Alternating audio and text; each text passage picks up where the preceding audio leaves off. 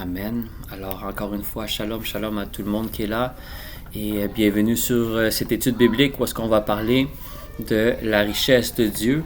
Évidemment, il y a un mot qui, évidemment, fait rendre intéressant peut-être le message quand on voit le mot richesse. C'est quelque chose que beaucoup de personnes disent « Oh, c'est quoi la richesse de Dieu? » Parce qu'évidemment, il faut comprendre, bien aimé, que quand on est dans le monde, qu'est-ce que le monde nous enseigne?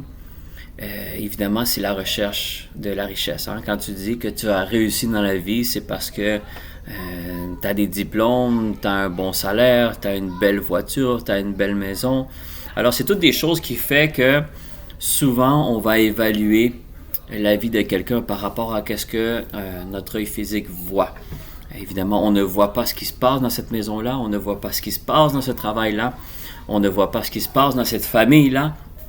Mais nous, qu'est-ce qu'on voit souvent, c'est « Oh, ils ont des belles voitures, ils ont des voitures de l'année, ils ont une belle maison, ils ont une belle carrière, ils ont des enfants qui pratiquent le sport, il y a des enfants qui sont au cégep à l'université. » Alors, nous, on voit ces choses-là et évidemment, tout ce que je vous dis là, c'est pas nécessairement des mauvaises choses, c'est pas ça, parce que le Seigneur n'est pas contre qu'on ait des maisons, qu'on ait des voitures ou qu'on ait des enfants qui sont capables d'aller au cégep à l'université et de réussir eux autres aussi leur carrière.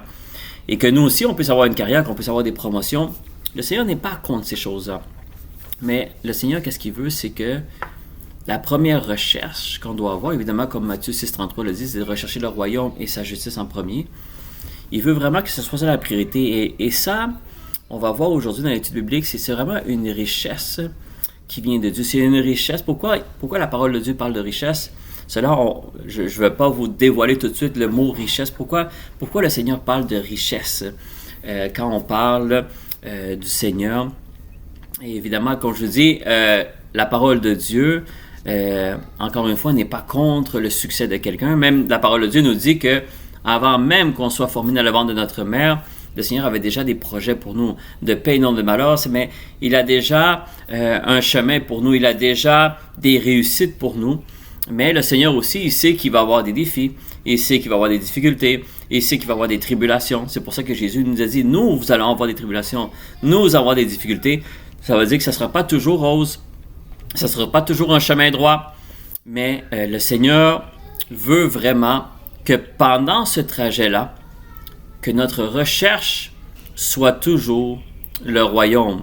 Et le royaume, mes bien-aimés, c'est évidemment une richesse qui vient de Dieu.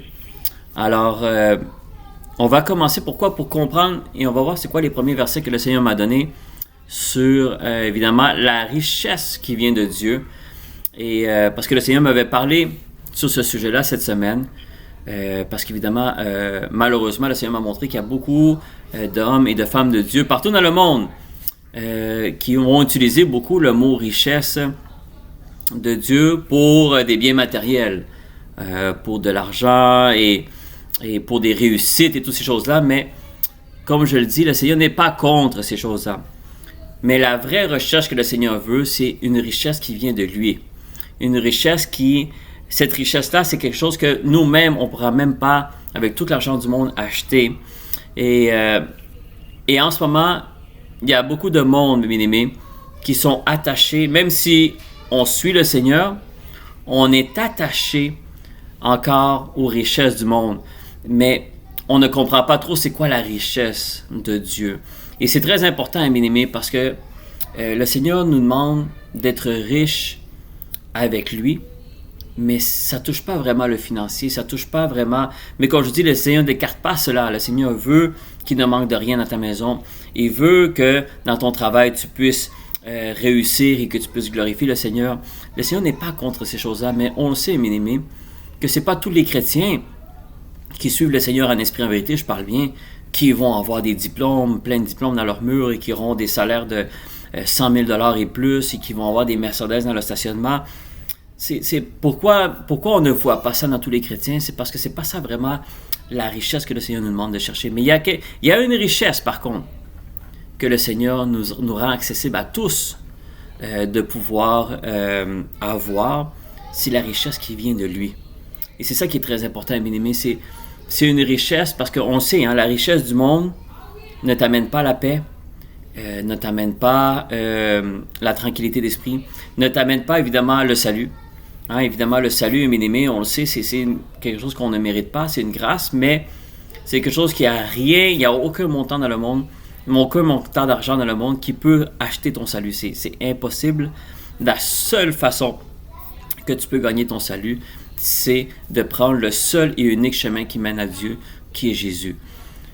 Mais le Seigneur parle de richesse dans sa parole. Et dans l'Ancien Testament, oui, il parle de richesse financière, mais parce que ça existe, avec les 10 000 des offrandes, il y a une puissance dans les 10 000 des offrandes, il y a une puissance dans l'obéissance de la parole de Dieu, il y a une puissance qui existe, mais quand on regarde le message que Jésus nous a donné et le Saint-Esprit nous a donné à travers l'apôtre Paul et plusieurs d'autres épîtres, on parle d'une richesse, mais d'une richesse qui est beaucoup plus profonde que la richesse seulement qui est monétaire ou le reste que je viens d'énumérer il y a quelques instants.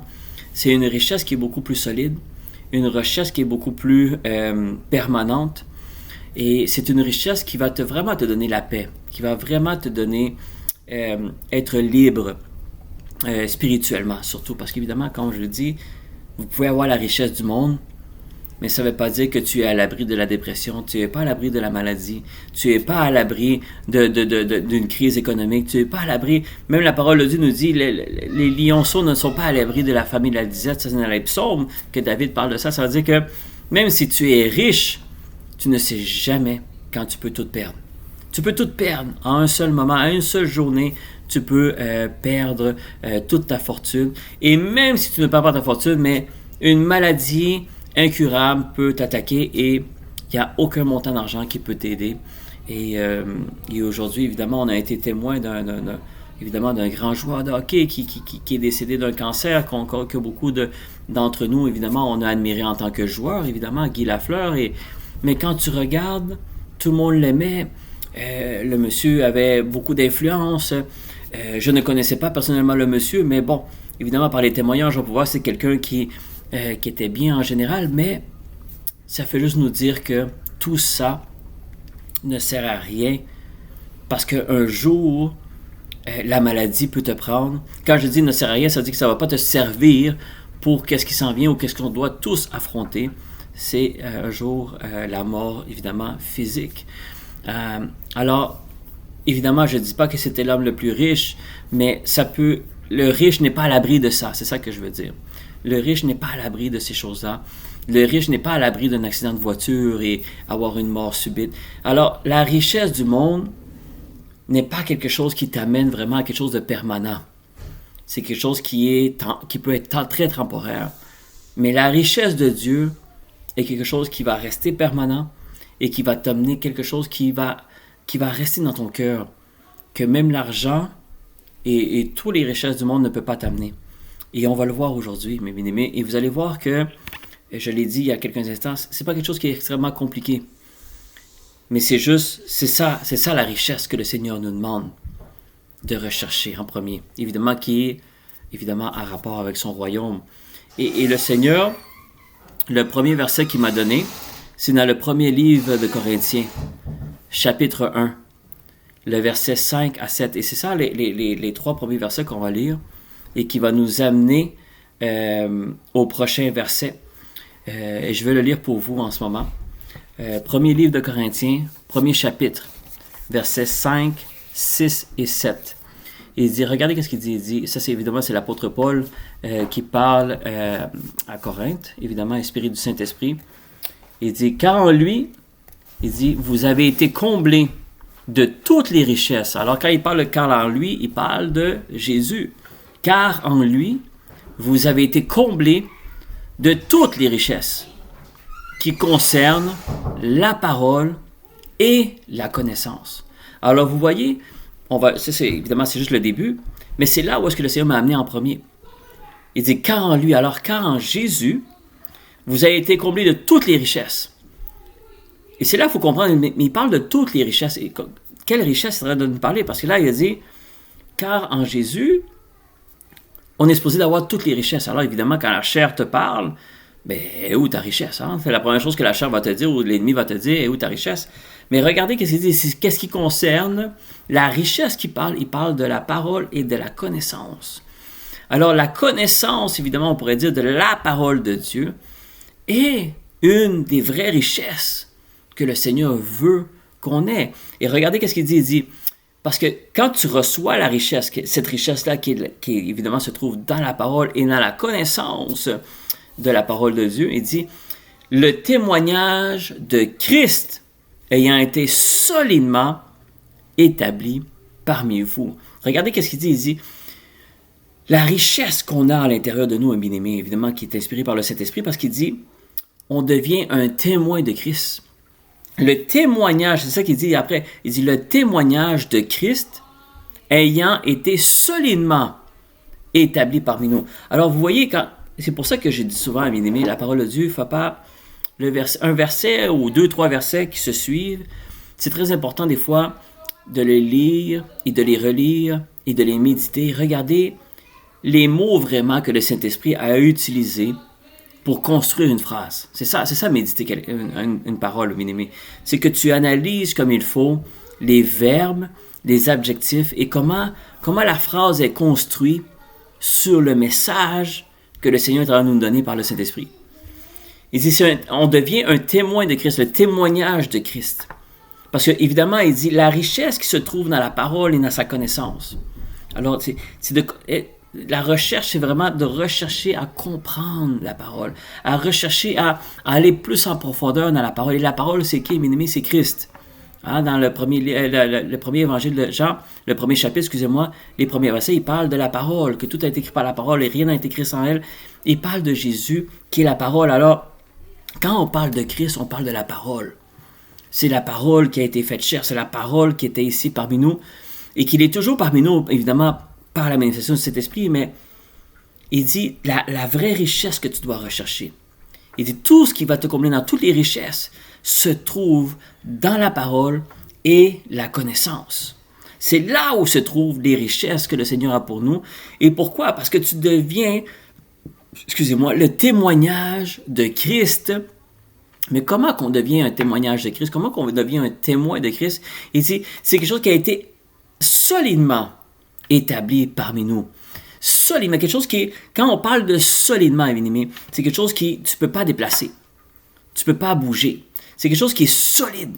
Quelque chose qui est, il n'y a rien qui peut le bouger. C'est pour ça que Jésus, il nous a donné l'autorité sur les serpents et les scorpions. Il dit, et sur toutes les puissances des ténèbres, il dit, il n'y a rien qui peut te nuire. Pourquoi? Parce que quand on parle de quelque chose qui est solidement établi en toi, ça veut dire qu'il n'y a personne qui peut te le déplacer. Il n'y a personne qui peut l'enlever. C'est solide, c'est ancré, c'est quelque chose qui est là pour rester.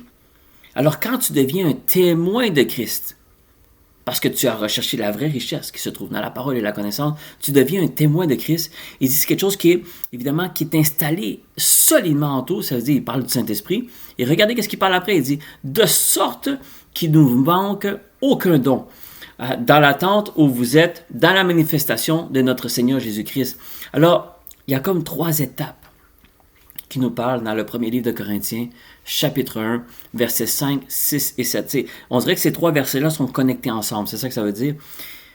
En premier, il parle en lui. Quand il dit « car en lui », alors on parle de Jésus. « Car en Jésus, vous avez été comblés de toutes les richesses. » Et les richesses, quoi? C'est qui concernent la parole et la connaissance. Alors, tout ce qui vient de la sagesse et l'intelligence de Dieu, c'est ça que tu recherches. C'est ça la richesse que tu recherches. Et quand tu fais cette recherche-là, c'est pour ça qu'il dit rechercher le royaume des cieux en premier et sa justice, parce que c'est recherche en premier sa parole et la connaissance. Recherche à comprendre plus le Seigneur, à le connaître plus.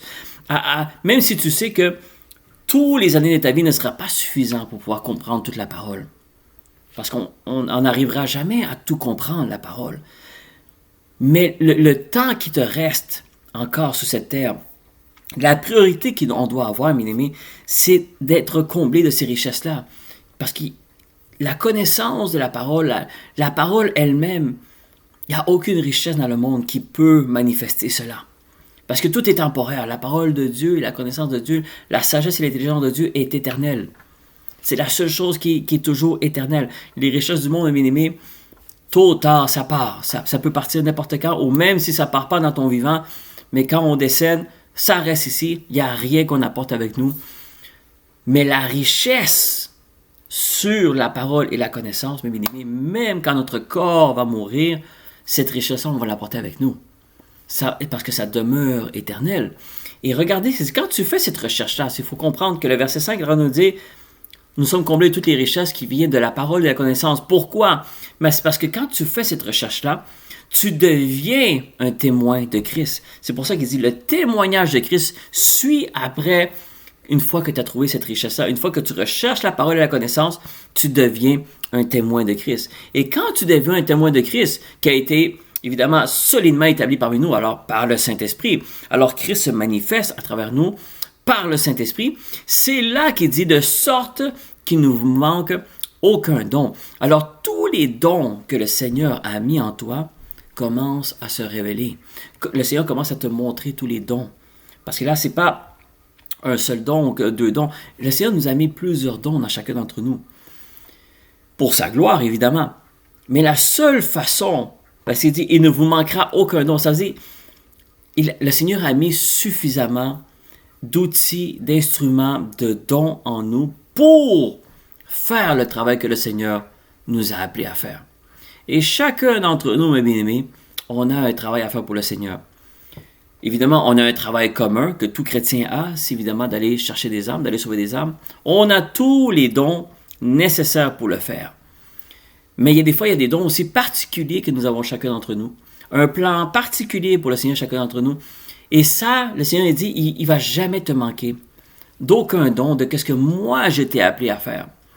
Mais la seule façon de pouvoir être conscient ou de pouvoir être, que ces dons-là puissent être révélés, c'est quand tu deviens un témoin de Christ. Évidemment par le Saint-Esprit, parce que ça a été solidement établi parmi nous, alors il parle du Saint-Esprit.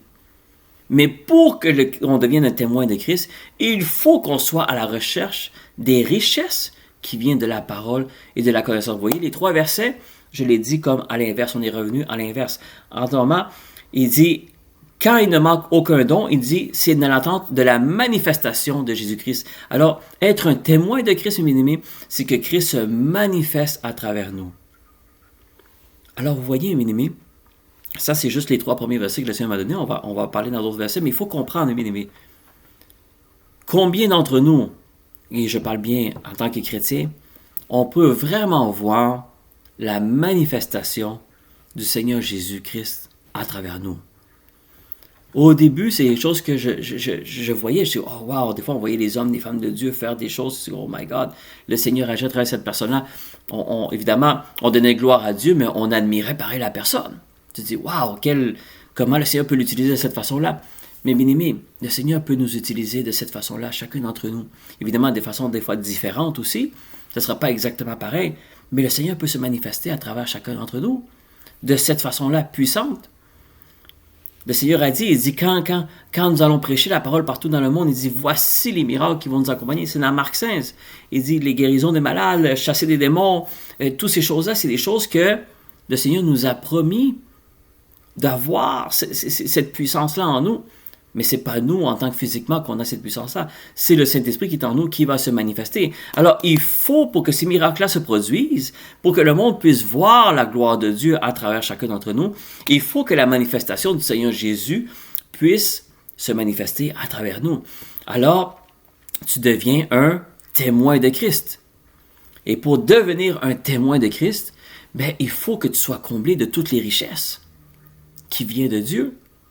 Mais les richesses qui viennent de Dieu, ce n'est pas du matériel qui est en train de nous parler, Seigneur. Il est en train de nous parler de la connaissance et la parole. Ou plutôt, on pourrait dire la connaissance de la parole, la recherche qu'on a du royaume, la recherche qu'on a dans notre cœur de connaître plus la parole, de connaître plus Christ.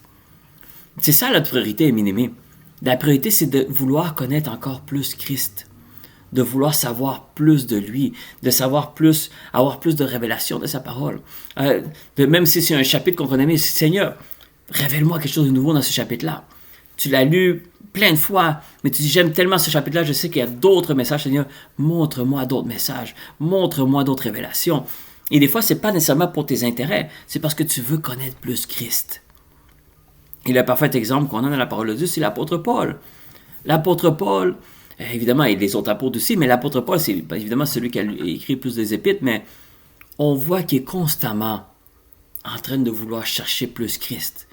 Pourtant, quand il est en train d'écrire les épîtres, quand il est déjà en prison, théoriquement, son âme est déjà sauvée. Il a déjà été choisi, mais ce n'était pas suffisant pour lui. Il en voulait plus. Il voulait connaître plus Christ. Il voulait savoir plus. Et on voit, c'est pour ça que je dis la richesse du monde n'est pas vraiment qu'est-ce qu'est la richesse de Dieu. Pourquoi? Parce que l'apôtre Paul, mes bien-aimés, le 3/4 de sa vie chrétienne l'a passé en prison. Il l'a passé dans l'injustice, il l'a passé dans la souffrance, il l'a passé en ayant faim, en ayant soif, en ayant froid, en ayant chaud. Et il a souffert, mais pourtant, cet homme-là se considérait riche. Cet homme-là il voulait connaître plus Christ. Il n'était pas fâché nécessairement de sa situation. C'est sûr qu'il aurait voulu être à l'extérieur de la prison. Il aurait voulu être en train de baptiser du monde peut-être ou évangéliser. Mais le Seigneur l'avait appelé à écrire, à fortifier ses églises partout où est-ce qu'il l'avait bâti. Mais il était, comment je pourrais dire, malgré qu'il était en prison, malgré qu'il était dans les justices, pour lui à l'intérieur, il était toujours riche. Pourquoi? Parce qu'il, peut-être, je dirais dans la parole de Dieu, on pourrait voir si c'est peut-être celui qui a eu le plus de révélations de Jésus. C'est cet homme-là. Cet homme-là a tellement eu de révélations, a tellement été proche de Christ, spirituellement évidemment, il était comblé. Et c'est pour ça que cet homme-là, malgré toutes les difficultés, il a persévéré. Et c'est ça qu'on va voir après. On va aller dans Colossiens, le premier chapitre de Colossiens, chapitre 9, 10 et 11. Et on va voir pourquoi, évidemment, cette recherche-là, de cette richesse-là, qu'est-ce que la richesse qui vient évidemment de la parole, de la connaissance et devenir un témoin de Christ, d'avoir nos dons révélés et d'avoir Jésus-Christ manifesté à travers nous. C'est ce qu'il dit dans 1 Corinthiens 1, 5 à 7. Mais Colossiens 1, versets 9 à 11 est un peu semblable dans qu'est-ce que l'apôtre Paul parle aux Colossiens, évidemment inspiré du Saint-Esprit. Parce que c'est cette richesse-là, mes bien-aimés, qui va te combler, qui va te faire persévérer, qui va te donner la patience, qui va te donner la joie, qui va te donner la paix. C'est cette richesse-là, c'est pas la richesse du monde. La richesse du monde, comme je vous le dis, c'est temporaire. Ça va te donner un moment de plaisir, oui, ça c'est vrai. Mais tôt ou tard, c'est temporaire, ça part. Et ces personnes-là vivent avec la même difficulté dans leur cœur, le manque de paix, les mêmes peurs, les mêmes doutes, les mêmes difficultés. Ça ne règle pas tout, ces richesses-là. Mais cette richesse-là que le Seigneur a pour nous règle tout, mes bien-aimés. Pourquoi? Parce qu'on va le voir maintenant, Colossiens, premier chapitre, versets 9 à 11. Regardez ce qu'il dit l'apôtre Paul, inspiré du Saint-Esprit, il dit « C'est pour cela que nous aussi, depuis le jour où nous avons été informés, nous ne cessons de prier Dieu pour vous. » Alors, vous voyez, là, il y a un sujet de prière qu'ils ont, eux, évidemment, l'apôtre Paul et son équipe qui l'avaient. Il dit, il y a quelque chose qui prie pour l'Église Colossienne. De demander que vous soyez remplis. Remplis de quoi? Il dit, pour vous demander que vous soyez remplis de la connaissance de sa volonté, en toute sagesse et intelligence spirituelle. Alors évidemment, si vous avez la parole avec vous, soulignez cela. C'est vraiment, qu'est-ce qui est le sujet de prière que l'apôtre Paul avait pour les Colossiens, pour leur Église? C'est qu'ils puissent être remplis, évidemment remplis du Saint-Esprit. On dit toujours, on veut être rempli du Saint-Esprit. Le Saint-Esprit va te remplir de quoi? Il va te remplir de la connaissance, et on parle de la parole évidemment, la connaissance de sa volonté se trouve dans la parole, en toute sagesse et intelligence, mais vous voyez, ce n'est pas une sagesse, intelligence charnelle qui vient de nous. Non, c'est une sagesse et une intelligence spirituelle. C'est quelque chose qui ne vient pas du naturel qu'on voit nous. Ça vient d'un autre niveau, ça vient du spirituel, ça vient du Seigneur. Et c'est pour ça qu'il dit, le sujet de prière que Paul avait, c'est de demander d'être rempli. C'est parce que lui, il savait il y avait la connaissance de plus en plus. Il cherchait à continuer à avoir la connaissance de Dieu, d'avoir la sagesse et l'intelligence qui est spirituelle. Mais quand tu goûtes à cela, quand tu goûtes à cette richesse-là, mais ton souhait, c'est que tous tes frères et sœurs aussi puissent y goûter. Alors c'est pour ça que lui, son sujet de prière, c'était « Je souhaite de tout cœur que vous soyez remplis de quoi? De la connaissance de sa volonté. » Qui se trouve évidemment dans quoi? Dans sa parole. Alors l'apôtre Paul voulait évidemment inspirer du Saint-Esprit. Alors c'est le Saint-Esprit qui nous parle réellement. Le souhait qu'il a, c'est qu'on ait cette connaissance-là de la parole. Et que ça va nous amener la sagesse et l'intelligence spirituelle. Alors c'est une sagesse, une intelligence qui est au-delà de la sagesse et l'intelligence que chacun d'entre nous a. C'est quelque chose qui est plus... Alors se trouve uniquement dans la parole de Dieu. Alors le verset 10, qu'est-ce qu'il dit? Pourquoi c'est tellement important d'être rempli de la connaissance de sa volonté qui vient de la parole de Dieu? Bien, le verset 10 nous le dit. C'est pour marcher d'une manière digne du Seigneur. Alors vous voyez, il parle de témoin de Christ. Être un témoin, un témoignage, ça veut dire que comment je pourrais dire, tu ressembles à celui que tu imites. C'est ça, être un témoin. Être un témoin, c'est que quand on te voit, on dirait qu'on voit l'autre personne, un témoignage de Christ, que Jésus se manifeste à travers nous. Alors, c'est pour ça qu'il dit, pour marcher d'une manière digne du Seigneur et lui être entièrement agréable. Et comment tu peux être entièrement agréable à Dieu? C'est que tu sais que même si tu te forces de ne pas pécher, il y a des péchés qui vont arriver pareil. À tous les jours, tu demandes pardon. À tous les jours, tu te répands. Pourquoi? Parce qu'à tous les jours, tu pêches. Mais pourquoi? Malgré ces péchés-là que tu commets encore, tu peux être entièrement agréable à Dieu. Parce qu'être entièrement agréable à Dieu, c'est pas être parfait. Parce que le Seigneur sait que tu ne viendras jamais. Il sait que tu vas viser la perfection. Qu'il y a des péchés que tu t'es éloigné et tout. Mais il sait que tu vas faire des erreurs. Et il sait que des fois, tu vas glisser et que tu vas tomber. Mais pareil, tu deviens entièrement agréable à lui. Pourquoi? Parce que tu marches d'une manière digne du Seigneur. Alors c'est ça, être un témoin de Christ, mes bien-aimés. Mais comment tu peux le devenir? C'est parce que le sujet de prière de l'apôtre Paul, qui était pour les Colossiens, c'était « Je veux que tu sois rempli de cette connaissance-là ». La même connaissance qui parle dans 1 Corinthiens 1, 5 à 7, il dit « Que tu sois comblé de toutes les richesses qui concernent la parole et la connaissance ».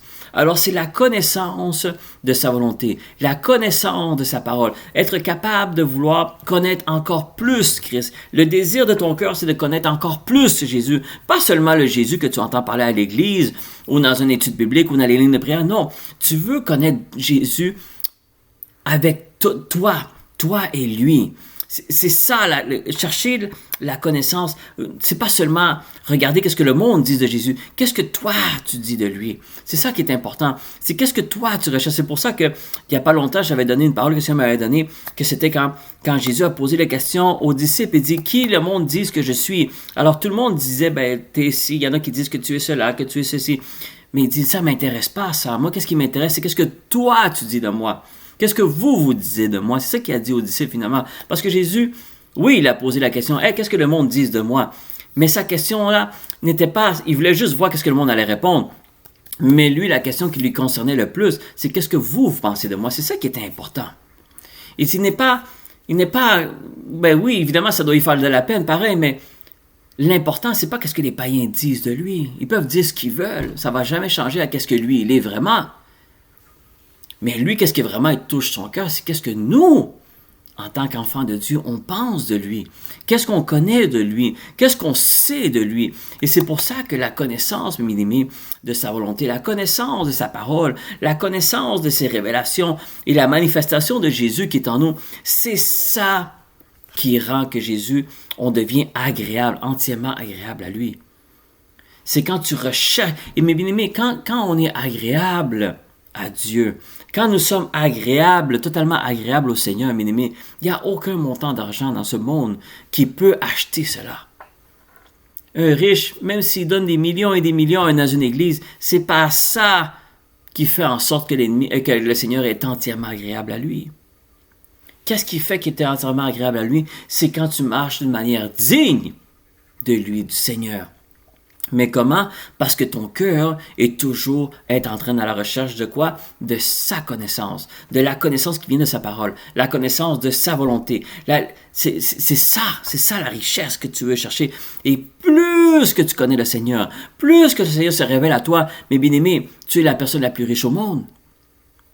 Parce que plus que tu avances dans ce chemin-là, plus que le Seigneur se manifeste. Et plus que le Seigneur se manifeste, regardez qu'est-ce que le verset 11 nous dit. Évidemment, on est toujours dans Colossiens, premier chapitre, versets 9 à 11. Le verset 11, il nous explique pourquoi d'être tellement agréable. Ah, regardez, je n'avais pas fini le verset 10, excusez-moi. Il dit, pour marcher de manière digne du Seigneur et lui être entièrement agréable. Le verset 10 continue, il dit, portant des fruits en toutes sortes et de bonnes œuvres et croissant pour la connaissance de Dieu. Encore une fois, il parle de la connaissance de Dieu, mais vous voyez, c'est quand tu marches digne du Seigneur, quand tu deviens un témoin de Christ ou un témoin du Seigneur Jésus, ou quand plutôt le Jésus se manifeste à travers nous, c'est là où est-ce que tu commences à porter des fruits et de toutes sortes, des fruits en toutes sortes de bonnes œuvres. Alors, les œuvres vont peut-être être les mêmes œuvres que tu portais avant. Mais là, quand Jésus se manifeste à travers toi, tu vas faire ces mêmes œuvres-là, mais il va avoir un impact encore beaucoup plus puissant. Parce que là, c'est pas toi qui va le faire, c'est le Seigneur Jésus qui va le faire avec toi. Et regardez, après, il dit, malgré que tu as les fruits qui se manifestent dans les bonnes œuvres, mais la phrase ne peut pas dire « et croissant ». Ça veut dire, tu grandis encore dans quoi? Dans la connaissance de Dieu. Alors, même si le Seigneur Jésus se manifeste à travers toi, il y a des choses qui se produisent à travers toi, qu'il y a seulement le Seigneur Jésus qui peut le faire, tu t'arrêtes pas là. Il dit, tu continues à croître. C'est ça que la parole dit. Tu dois continuer à croître dans la connaissance de Dieu. Alors, quand tu vois ces choses-là se manifester, donne gloire à Dieu, mais ne t'arrête pas là. Tu continues. Il dit, c'est pour ça qu'il dit, portant des fruits en toutes sortes de bonnes œuvres et croissant par la connaissance. Alors, la seule façon que tu peux croître encore plus dans cette manifestation-là ou dans ces fruits-là que tu portes, la seule façon que tu peux faire pour croître encore dans ce niveau-là, c'est de chercher encore plus de connaissance de Dieu. Alors, bien aimé, la richesse de Dieu est la connaissance de Dieu. Plus que tu connais le Seigneur, plus que tu connais le Seigneur, plus que tu t'approches de lui, mais plus que tu t'approches de lui, plus que tu deviens riche pour lui. Tu deviens riche. Ça veut dire que les biens matériels, c'est pas ça qui va augmenter toujours. Le Seigneur va faire en sorte qu'il va jamais rien te manquer. Ou peut-être que le Seigneur t'appelle à prospérer dans certains domaines de ta vie. Gloire à Dieu. Mais c'est pas une richesse qui est réservée pour tout le monde. Mais il y a une richesse qui est réservée pour tout enfant de Dieu qui le recherche en esprit, en vérité, avec la connaissance qui est dans sa parole. Puis bien aimé, c'est la richesse qui vient du Seigneur. Ça veut dire c'est la connaissance qu'on a du Seigneur. Alors plus que tu grandis dans la connaissance de Dieu ou que tu crois, ou tu croîtres, c'est le verbe que je cherchais, dans la connaissance de Dieu, plus que tu deviens riche avec le Seigneur. Et c'est pour ça, regardez toujours l'exemple de l'apôtre Paul. Il y en a beaucoup d'exemples dans la parole de Dieu, mais l'apôtre Paul, c'est toujours celui qui me vient. Parce que physiquement, il avait tout perdu, cet homme-là.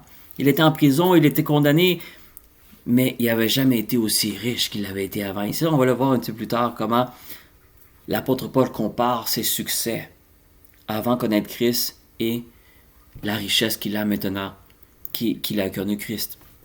Mais tout ça, regardez, on va revenir dans Colossiens, le premier chapitre.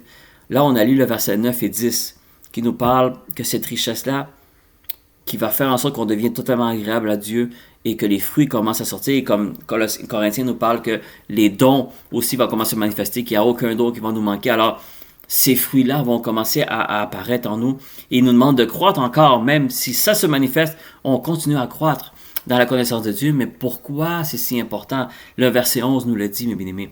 Pourquoi c'est si important? Il dit, fortifié à tout égard. Alors déjà là, être proche du Seigneur comme ça, dans cette connaissance-là, dans être agréable à Dieu, que le Saint-Esprit se manifeste à travers nous, et ça te fortifie à tout égard. Ça veut dire que toutes les faiblesses que tu sentais que tu avais, ça devient que tout ça, ça te fortifie. C'est pour ça que des fois, on prie, le Seigneur dit, donne-moi la force, fortifie-moi. Oui, c'est un sujet de prière que le Seigneur peut nous combler, mais la seule façon, mes bien-aimés, d'être fortifié dans les épreuves qu'on vit, c'est en cherchant plus de connaissances de Jésus. Plus que tu recherches la connaissance de sa parole, de sa volonté, plus que le Seigneur te fortifie. C'est pour ça qu'il dit, fortifie à tout égard par sa puissance glorieuse. Alors, c'est pas à cause que tu fais une prière et que tu demandes d'être fortifié que tu vas être fortifié. Non. Quand tu vas être fortifié, c'est quand tu vas rechercher la connaissance de Dieu. Plus que tu recherches la connaissance de Dieu, c'est ça la vraie richesse, c'est la connaissance de Dieu, plus que le Seigneur se manifeste à travers toi, plus que le Seigneur te fait voir tous les dons qu'il a mis en toi, plus qu'il te fait voir tous les fruits qu'il est capable de porter. Mais bien aimé, quand tu vois cette manifestation-là en toi, c'est là qu'automatiquement tu es fortifié. Sans même que tu aies prié ou que tu n'aies pas prié d'être fortifié, automatiquement tu deviens fortifié. Tu deviens fortifié. C'est ça qu'il dit, le verset 11. Il dit, fortifié à tout égard par sa puissance glorieuse. Alors, plus que tu recherches la connaissance de Dieu, plus que tu recherches Christ dans ta vie, plus que tu deviens automatiquement fortifié par la puissance glorieuse qui vient de Dieu. Et regardez qu'est-ce qu'il dit. Il dit, en sorte que vous soyez toujours, pas à quelques moments, ou pas à quelques jours, toujours, sans dire en tout temps, en sorte que vous soyez toujours et avec joie, persévérance, et patience. C'est ça que le Seigneur veut. Quand tu es fortifié, ça veut dire que les problèmes sont toujours là. Quand le Seigneur va commencer à se manifester à travers toi, ou quand le Seigneur va te révéler des dons, quand le Seigneur va te révéler ton appel, quand le Seigneur va te révéler toutes ces choses-là, les problèmes qui sont autour de toi, ils sont toujours là. Ils ne vont pas disparaître. Mais tu deviens fortifié. Tu deviens de plus en plus fort. Pourquoi? Parce que là, c'est plus toi qui habite. C'est plus toi qui vis. Hein? L'apôtre Paul nous dit, c'est plus moi qui vis, c'est Christ qui habite en moi. Mais comment ce verset-là peut se manifester réellement? On le dit tous à l'Église, on répète ce verset-là, mais est-ce que vraiment ça se produit dans nos vies? Est-ce que vraiment c'est plus toi qui habite, puis c'est Christ qui habite en toi? Est-ce que c'est... Hein? C'est pas parce qu'on dit Amen à un verset qu'automatiquement ça se produit. On doit dire Amen à un verset parce qu'on sait que c'est la vérité. Mais est-ce que vraiment elle se manifeste dans nos vies? La seule façon de voir ce Amen-là pour vrai, mais que c'est plus toi qui vis, c'est Christ qui habite en moi, c'est en recherchant cette richesse-là.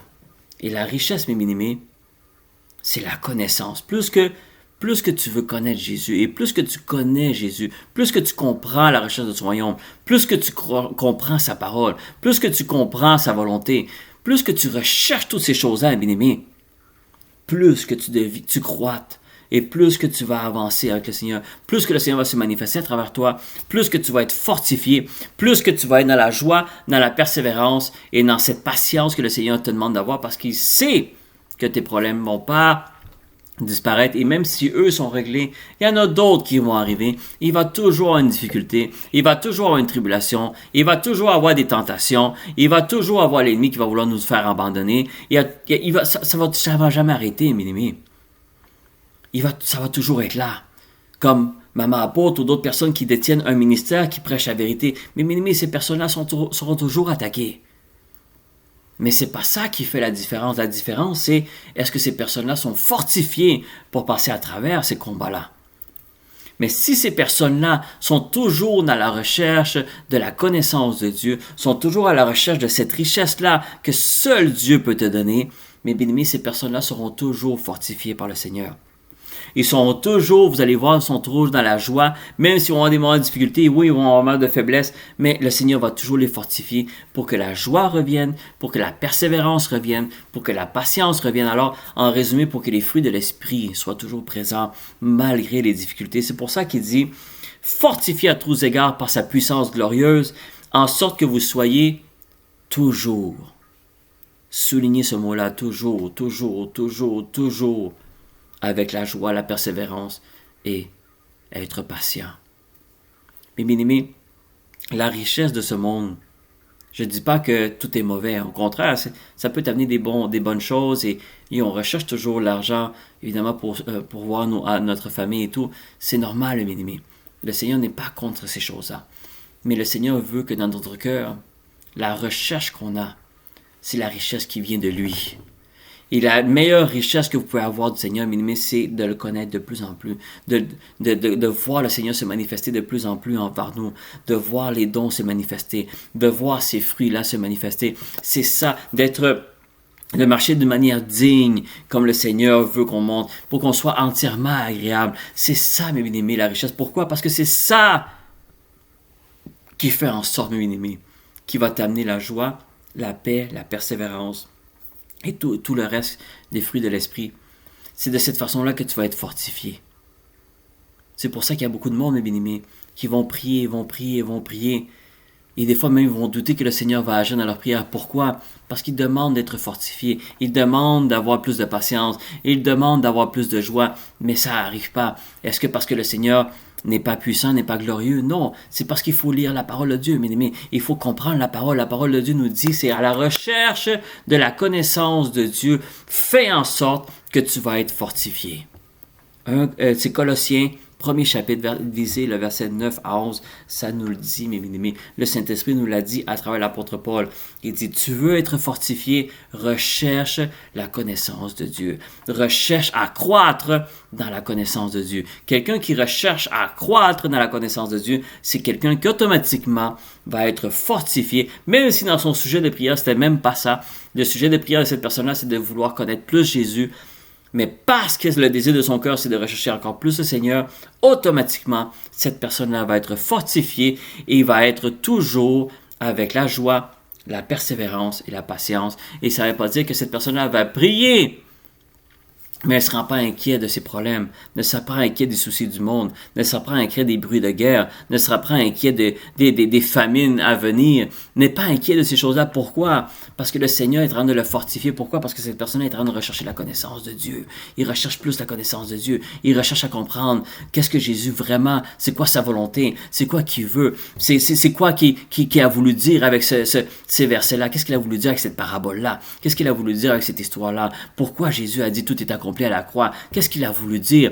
Ah, mais il y a un pasteur qui m'a dit ça. Oui, mais cherche-toi ta propre révélation. Qu'est-ce que le Seigneur a dit de ça?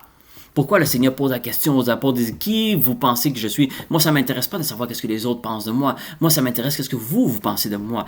Et c'est ça que le Seigneur l'intéresse. Mais comment tu peux répondre à cette question-là si tu vas te fier à qu'est-ce que le monde dit de lui? Il faut que ça soit toi qui te révèles. C'est pour ça que quand l'apôtre Paul, quand Pierre répond et dit, tu es le Christ, tu es le Fils de Dieu, il a dit, ça ne vient pas de toi.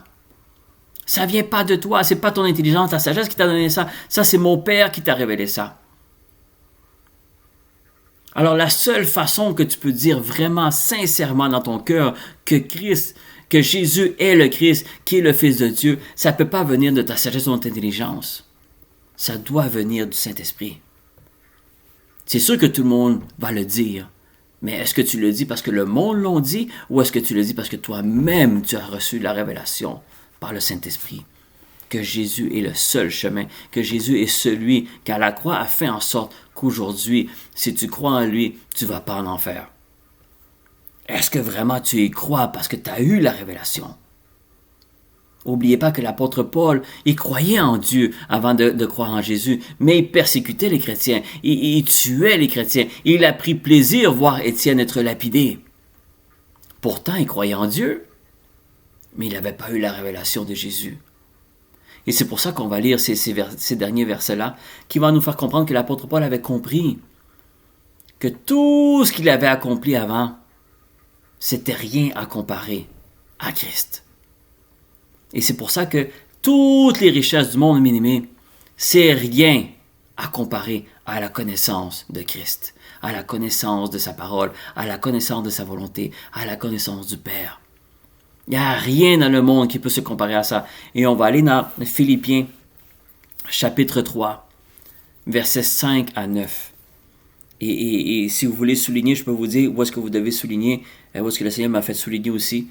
Philippiens, chapitre 3, versets 5 à 9. Regardez qu'est-ce que l'apôtre Paul, évidemment inspiré du Saint-Esprit, voit la vie, même vous pouvez lire du premier verset, mais j'ai raccourci du verset 5 à 9, mais ça peut commencer déjà du premier verset, parce qu'il parle de tout, pourquoi il ne se glorifie pas de ces choses-là. Mais moi, je vais commencer à lire du verset 5. Il dit, moi, ça c'est le verset 5, Philippiens 3, 5, on va aller jusqu'à 9. Moi, circoncis, le 8e jour, de la race d'Israël, de la tribu de Benjamin, hébreu, né hébreu. Quant à la loi, on va juste arrêter là. Là, qu'est-ce que l'apôtre Paul est en train de nous dire là? Il a dit qu'il a suivi exactement ce que la parole ou l'Ancien Testament disait. Il est circoncis le 8e jour, la parole nous dit cela. Je suis de la race d'Israël. Alors, c'est quoi? Il dit, je suis la race élue. C'était l'Israël, le peuple Israël qui était sauvé, évidemment. C'était une race élue. De la tribu de Benjamin. Alors, il parle de ses descendants. Ça veut dire qu'il est dans la bonne descendance Il est israélite, il est circoncis le 8e jour, hébreu, né hébreu. Ça veut dire que, quant à la loi, alors il est en train de parler que tout était aligné parfaitement pour que, avant Jésus, il est sauvé. Il était exactement, il a tout suivi. Il est dans la bonne race, la bonne tribu. Il est hébreu. Tout était exactement, tout est, comme on dit en tant que païen, je sais qu'il y en a beaucoup qui disent, toutes les étoiles étaient alignées parfaitement dans sa vie. Vous comprenez qu'est-ce que ça veut dire? Je dis ça comme un exemple païen, mais c'est ça qu'il veut dire. C'est que tout était aligné pour la réussite. Tout était aligné à t'es choisi. De la loi pharisienne quant aux zèles, et là il parle quant aux zèles, persécuteurs de l'Église, irréprochable. Ça veut dire que dans qu'est-ce qu'il faisait, il était le boss, il était le meilleur. Il était celui qui était le haut gradé, c'est celui qui avait le plus de zèle, qu'il était il était irréprochable. Il était vraiment comme un joueur de n'importe quel sport. C'est le meilleur, c'était le meilleur joueur, c'était celui qui avait plus de qualité, celui qui ne se tromperait presque jamais. Vous voyez comment il était. C'est vrai, quand vous voyez Saul, quand la description de Saul, c'est ça, il était parmi les grands. Et regardez qu'il dit irréprochable à l'égard de la justice de la loi. Ça veut dire que la loi, il la suivait à la lettre. Mais Jésus a dit, il n'y a personne qui a suivi la loi à 100%. Tout le monde, si tu t'appuies seulement sur la loi, tu es condamné. Tout le monde est condamné. Il y a personne, tout le monde a échoué. Il n'y a personne qui a réussi.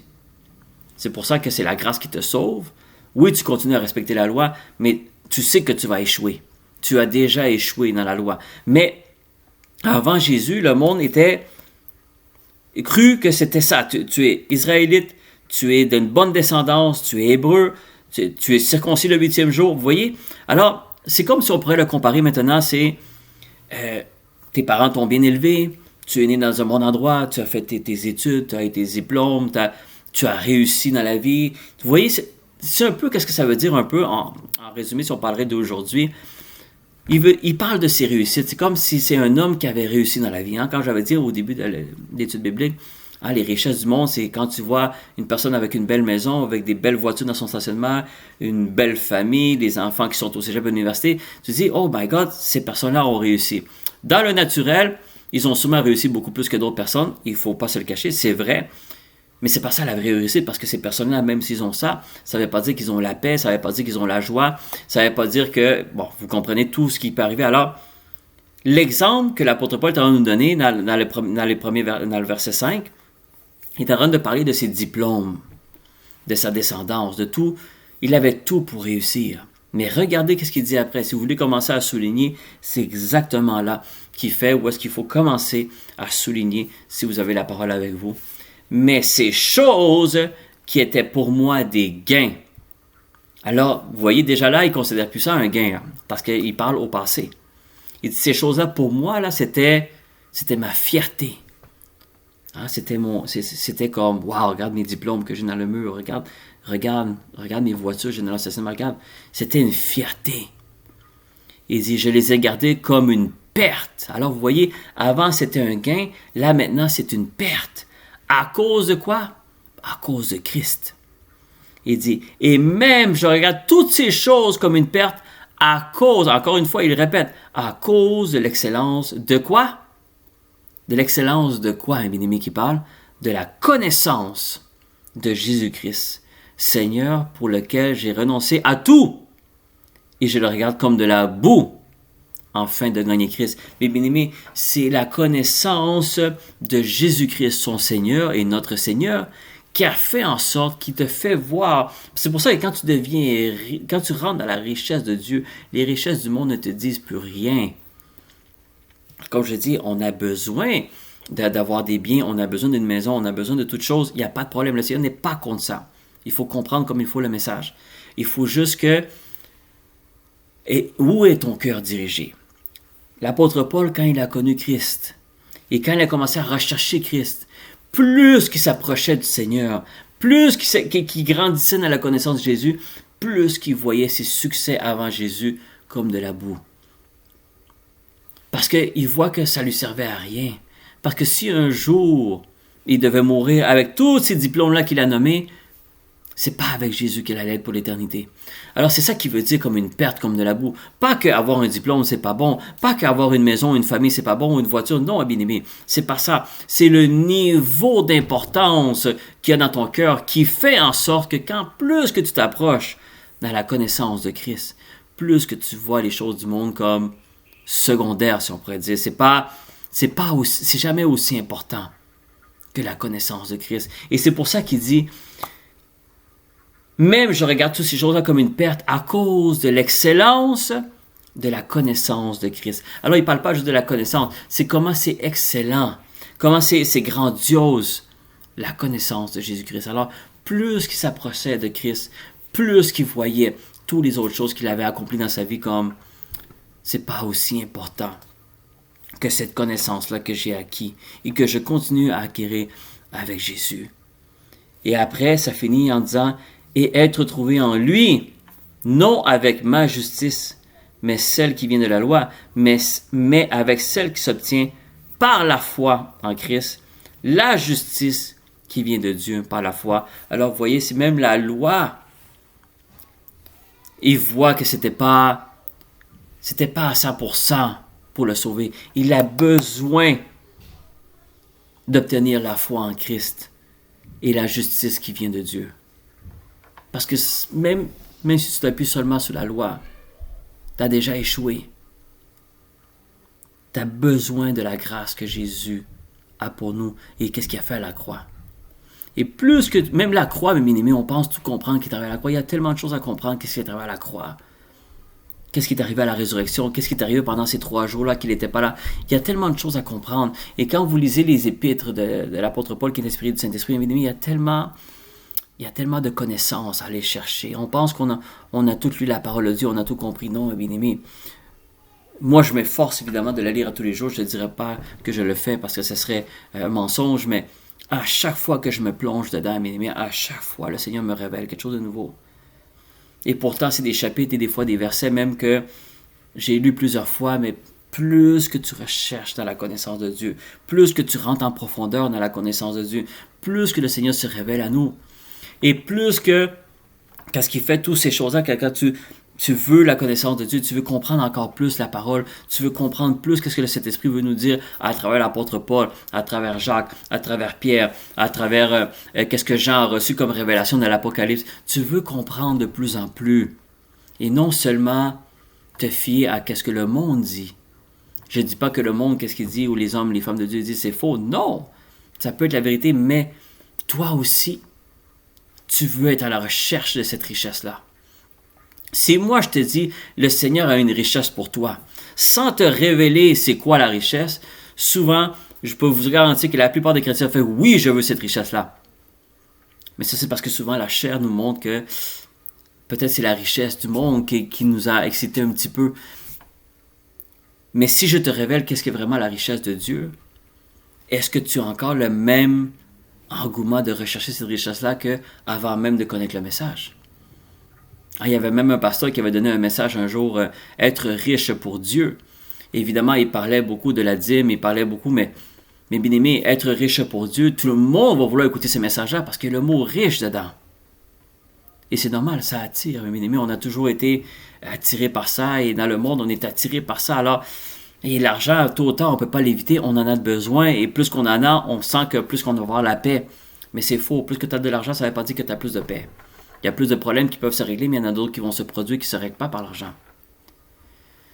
Et c'est pour ça que la richesse de Dieu, bien aimé, c'est la connaissance de sa parole, la connaissance de sa volonté. Et c'est ça la richesse de Dieu. La richesse de Dieu, c'est de vouloir connaître encore plus sa parole, de connaître encore plus Christ. Et la parole nous dit que quand tu fais cette recherche-là, et quand tu reçois cette richesse-là, tu reçois plus les manifestations de tes dons. Tu deviens de plus en plus un témoin de Christ. Tu deviens plus en plus fortifié. Tu deviens plus en plus... Mais bien aimé, tout s'accumule. Et des fois, il y a beaucoup de sujets de prière. C'est ça que le Seigneur m'a montré aussi souvent, qu'il y a beaucoup de chrétiens qui prient pour être fortifiés, pour avoir la joie, pour avoir la paix. Oui, le Seigneur peut répondre à ces prières-là, mais la seule façon que ça peut se répondre, c'est en recherchant plus la connaissance de Dieu. Parce que être fortifié, comment je pourrais dire, le niveau que tu vas être fortifié va être mesuré par rapport au niveau que tu recherches la connaissance de Dieu. Quelqu'un qui recherche de plus en plus la connaissance de Dieu, cette personne-là va être de plus en plus fortifiée. Alors si aujourd'hui tu entends ce message-là, et ça a été un sujet de prière que tu as eu souvent, j'ai besoin d'être fortifié, fortifie-moi. Même on chante des chants de fortifier, mais bien aimé, la parole de Dieu vient de nous dire que tu veux être fortifié, c'est ton niveau de recherche de connaissance ou de croissance de la connaissance de Dieu qui va faire en sorte que le niveau de fortification que le Seigneur va pouvoir te donner. Ça revient à Colossiens 1, de versets 9 à 11, qui nous dit que tu vas porter des fruits en toutes sortes de bonnes œuvres, et dit croissant par la connaissance de Dieu. Alors c'est en croissant dans la connaissance de Dieu, fortifié à tous égards par sa puissance glorieuse. Alors vous voyez la parole de Dieu, c'est ça qu'il dit. C'est pour ça que c'est important, mes bien-aimés. C'est pour ça que la connaissance de Dieu est là, toute la richesse. Parce que plus que tu as la connaissance de sa parole, plus que tu comprends, et même nos sujets de prière vont être de plus en plus efficaces. Parce que des fois, tu pries, mais tu ne vois pas les documents de ta prière souvent. Et des fois, tu dis, j'ai peut-être pas eu la foi. C'est un ingrédient aussi très important à avoir dans nos prières, mais des fois, c'est tout simplement un manque de connaissance de la parole. C'est pour ça que dans la parole de Dieu aussi, dans Osée, il nous dit, mon peuple périt par quoi? Par faute de connaissance. Et la connaissance vient de Dieu, vient de la parole de Dieu, je veux dire, excusez-moi. Alors, il dit, mon peuple périt par faute de connaissance. Alors, il parle de son peuple, il parle de ses enfants, il ne parle pas des païens, il parle de nous. On périt, pareil. Même si on croit en Dieu, même si on croit en Jésus, même si on est à l'Église, il y en a plusieurs qui périssent par manque de connaissance. La connaissance, c'est la connaissance sur la parole de Dieu. C'est la plus grande richesse qu'on peut avoir. Et même quelqu'un qui est dans le monde, il va toujours te le dire. Quelqu'un qui se considère très intelligent ou qui se considère très des scientifiques au gradé, des médecins au gradé, vous allez voir, ces hommes-là ou ces femmes-là lisent beaucoup aussi. Ils sont constamment en train de lire des livres dans leur domaine. Si c'est un médecin, il va toujours lire des livres de sciences, de médecine. Même s'il a des diplômes dans son mur, il va toujours vouloir chercher plus. Pourquoi? Parce qu'il y a toujours des nouvelles choses, il y a des nouveaux virus, il y a des nouveaux médicaments. Alors, ils sont constamment en train de lire. Et c'est normal. C'est comme ça que ces personnes-là deviennent instruits. C'est pas parce qu'ils sortent de l'université qu'ils ont le diplôme qu'ils ne lisent plus rien. Non! Au contraire, ils sont constamment en train de s'instruire. Même si ça fait 20 ans, 25 ans qu'ils font leur carrière, ils sont constamment en train de lire et de s'instruire, de regarder des témoignages peut-être de d'autres médecins ou un avocat aussi, c'est la même chose, toujours en train de lire les nouvelles lois, d'approfondir encore leur connaissance dans la loi, même s'ils sont déjà dans la profession. Parce que c'est la connaissance qui t'amène la richesse. C'est la connaissance qui t'amène la richesse. Et quand tu fais la même chose mais avec le Seigneur, tu veux apprendre plus sa parole, tu veux comprendre plus sa parole, sa volonté, tu veux connaître plus Christ. Tu veux le connaître par toi-même. Pas seulement qu'est-ce que le monde dit, mais toi-même, tu veux avoir cette relation-là, tu veux le connaître plus. Mais bien aimé, il n'y a pas plus grande richesse que ça. Et tout le reste, vous n'avez pas à vous inquiéter. Et quand tu as besoin d'être fortifié, le Seigneur va te fortifier juste parce que tu recherches et tu crois dans sa connaissance, bien aimé.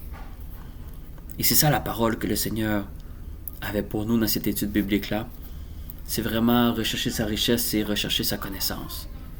Et on n'aurait pas été plus loin parce qu'il y a tellement de versets sur ce sujet-là. Peut-être que le Seigneur me donnera un autre moment pour continuer à en parler, mais l'exemple, même dans le monde, ça se produit. Plus que tu lis, plus que tu apprends, plus que tu approfondis dans ce que tu pratiques.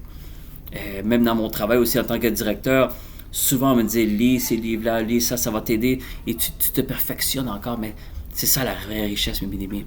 C'est de rentrer dans la connaissance de qu'est-ce que tu veux t'approfondir comme connaissance dans la sagesse intelligente. Mais là, on parle de la richesse de Dieu. Bien évidemment, c'est la connaissance de Dieu. Plus que tu t'approches de Christ, plus que tu connais sa parole et sa volonté, plus, mes bien-aimés, que tu deviens riche avec lui. Et je vous le dis, quand vous êtes dans ce niveau-là avec lui, automatiquement vous êtes fortifié, automatiquement le Seigneur vous donne la force, la joie, la patience, la persévérance. Il vous donne toutes ces choses-là pour pouvoir traverser. Et tu continues à avancer, tu continues à croître. Et le Seigneur t'utilise puissamment pour se manifester à travers chacun d'entre nous. Et là, le Seigneur est glorifié souvent à travers notre témoignage. Comme il est arrivé avec la plupart des apôtres que vous voyez dans les épîtres ou dans les évangiles, ou surtout dans Actes. Et vous voyez que c'était pas de leur propre force qu'ils le faisaient, c'était vraiment le Seigneur qui se manifeste à travers eux. Mais pourquoi? Parce qu'ils étaient constamment en train de rechercher Christ. Alors, c'est ce que la parole qu'on a reçue aujourd'hui. Je demande que le Seigneur puisse avoir touché chaque cœur aujourd'hui qui va entendre ce message-là ou qui a entendu ce message-là, et que le Seigneur vous bénisse abondamment avec la connaissance de la parole de Dieu. Amen. Shalom à tous.